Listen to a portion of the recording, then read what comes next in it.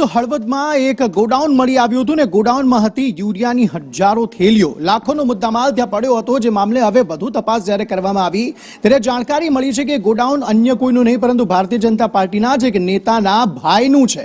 હવે તેમના વિરુદ્ધ કાર્યવાહી કરવામાં આવશે, જે પણ છે તેમની વિરુદ્ધ કાર્યવાહી કરવામાં આવશે। પરંતુ હવે આ સમગ્ર મામલે એ વધુ તપાસ થઈ રહી છે કે લગભગ 25 લાખ જેટલો મુદ્દામાલ હતો જેને જપ્ત કરવામાં આવ્યો છે અને એવી આશંકા સેવવામાં આવી રહી છે કે કદાચ આ જે સરકારી યુરિયા ખાતર હોય તેને ફેરબદલ કરવાનું કાર્યવાહી જે છે તે આ શખ્સો કરી રહ્યા હતા।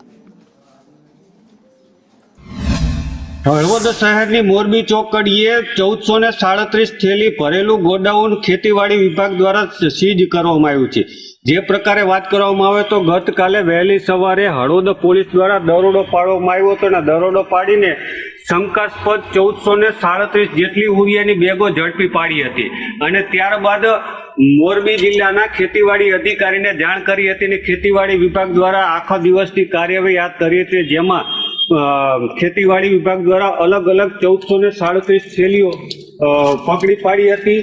ટોટલ 25 લાખથી વધુનો મુદ્દામાલ છે, જેમાં વાત કરવામાં આવે તો ટ્રક સહિત આ મુદ્દામાલ અત્યારે સીઝ કરી દેવામાં આવ્યો છે અને ગોડાઉન સીઝ કરવામાં આવ્યું છે।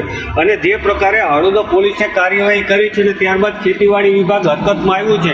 આમ વાત કરવામાં આવે તો હળવદ પંથકમાં છેલ્લા ઘણા લાંબા સમયથી યુરિયાની શોર્ટેજ હતી અને ત્યારે આ યુરિયા ક્યાં જતું હતું અને આવા ગોડાઉનમાંથી પકડાયા બાદ ક્યાંક ને ક્યાંક ચર્ચાઓ જાગી છે। સાથે જ આ ગોડાઉનનો સંચાલક છે અજયભાઈ રાવલ, તે ભૂતપૂર્વ એટલે કે પૂર્વ મોરબી જિલ્લા પંચાયતના કારોબારી ચેરમેન હેમાંગભાઈ રાવલનો ભાઈ છે અને હાલમાં તેઓ ભાજપ સાથે સંકળાયેલા છે। ખાતર ક્યાંથી લવાતું હતું, આમાં કોણ કોણ સંડોવાયેલા છે, કેટલા સમયથી આ ગોડાઉન ભાડે રાખેલું હતું અને આની પાસે એગ્રો ધારકનું લાયસન્સ હતું કે કેમ, આ બધા તપાસના વિષય છે। હાલ તો ગોડાઉન ખેતીવાડી વિભાગ દ્વારા મોરબી ચોકડી પાસે જે સીઝ કરવામાં આવ્યું છે ને ત્યાંથી આપણે લાઈવ દ્રશ્યો દર્શક મિત્રો સુધી પહોંચાડ્યા।